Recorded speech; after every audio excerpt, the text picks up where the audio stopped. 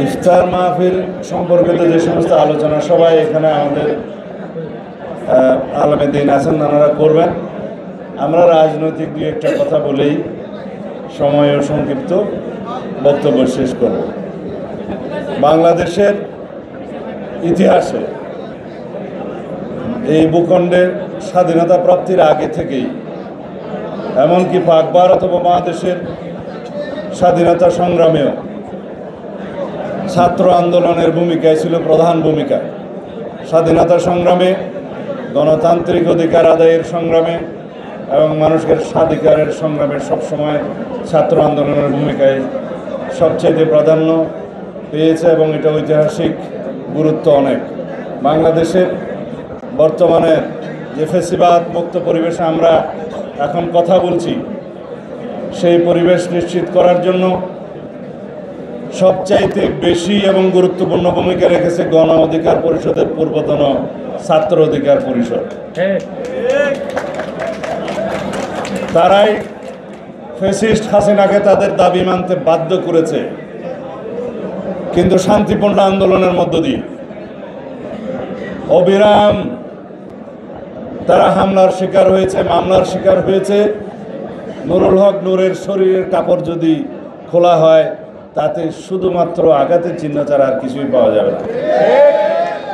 ছাত্র অধিকার পরিষদের সেই সফল আন্দোলনের পরে বাংলাদেশের মানুষ প্রত্যক্ষ করেছিল আরেকটি কিশোর আন্দোলন, ছাত্র আন্দোলন, সেটা নিরাপদ সড়ক আন্দোলন। সেটা অত্যন্ত সফলতার সাথে তারা সরকারকে দাবি মানতে বাধ্য করেছিল। এর মধ্য দিয়ে সামাজিক আন্দোলনের মাধ্যমে যে রাজনৈতিক আন্দোলন সফলতা লাভ করে, সেটা ইতিহাস গড়ল পরবর্তীতে তাদেরই উত্তরসূরিরা। তারা বৈষম্যহীন ছাত্র আন্দোলন, বৈষম্য বিরোধী ছাত্র আন্দোলনের ব্যানারে আন্দোলন সংগ্রাম করে, সেই বৈষম্যহীন আন্দোলন সংগ্রামের ছাত্র আন্দোলনের পিছনে বাংলাদেশের সমস্ত গণতান্ত্রিক শক্তি, সকল রাজনৈতিক শক্তি এবং আপামর জনসাধারণ, সকল শ্রেণী পেশার মানুষ সমর্থন জুগিয়ে সক্রিয়ভাবে অংশগ্রহণ করে ফ্যাসিস্ট মুক্ত করেছে বাংলাদেশের।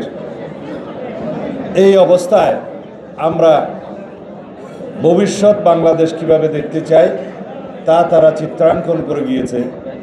তারা তাদের যারা শহীদ হয়েছে তাদের আকাঙ্ক্ষা এবং তাদের প্রত্যাশা সারা বাংলাদেশের মানুষ এখন ধারণ করেছে, আমরা ধারণ করি। সেই প্রত্যাশাকে, সেই জন আকাঙ্ক্ষাকে এবং জুলাই আগস্টের গণবিপ্লবের সমস্ত প্রত্যাশা এবং আকাঙ্ক্ষাকে আমরা ঊর্ধ্বে তুলে ধরে বাংলাদেশের আগামী দিনের প্রজন্মের, বর্তমান প্রজন্মের, তরুণ প্রজন্মের সমস্ত চাহিদাকে আমরা গুরুত্ব দিয়ে, অগ্রাধিকার দিয়ে আমাদের সমস্ত সংস্কার প্রস্তাবগুলো আমরা সাজিয়েছি। সরকার গঠিত সেই সমস্ত সংস্কার কমিশনগুলোর অনেক আগে বিএনপি আরও 1-1.5 বছর আগে 31 দফা সংস্কার প্রস্তাব বাংলাদেশের জনগণের সামনে উত্থাপন করেছে, প্রস্তাবনা আকারে আমরা রেখেছি।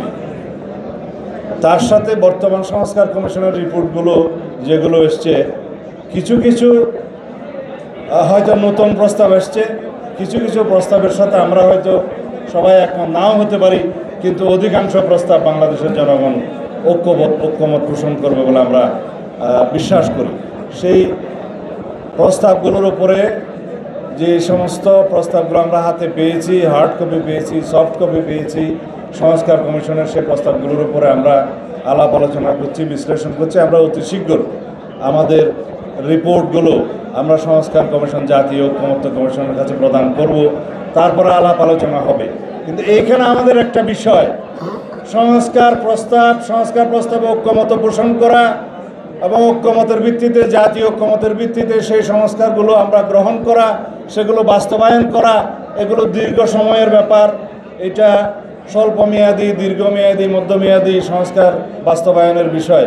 কিন্তু ইতিমধ্যে আমাদের জাতীয় সংসদ নির্বাচনের জন্য সমস্ত প্রস্তুতি নিতে হবে, যেটা ইতিমধ্যে বাংলাদেশ জাতীয় সংসদ নির্বাচনের জন্য যে নির্বাচন কমিশন, তাদের রেসপন্সিবিলিটি, তারাও কাজ প্রায় গুছিয়ে আনছে।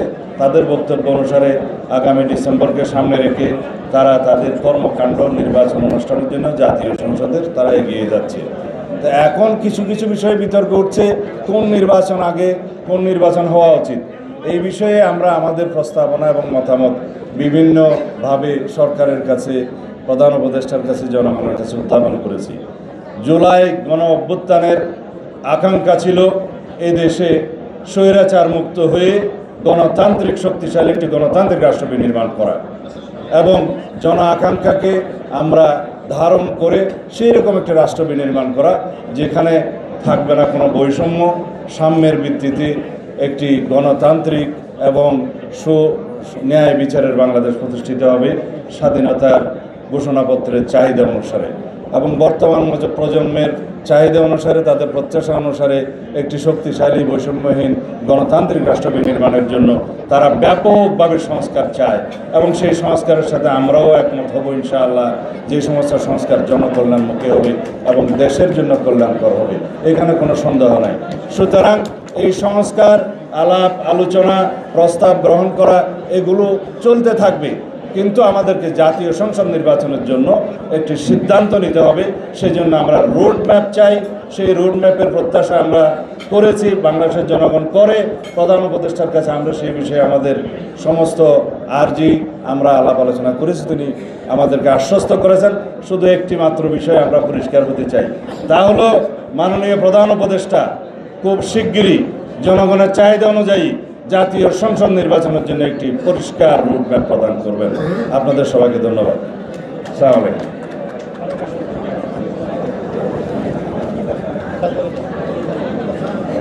আমাদের হাতে একবারেই সময় নেই, আমরা ইফতারের ঠিক কাছাকাছি চলে আসছি।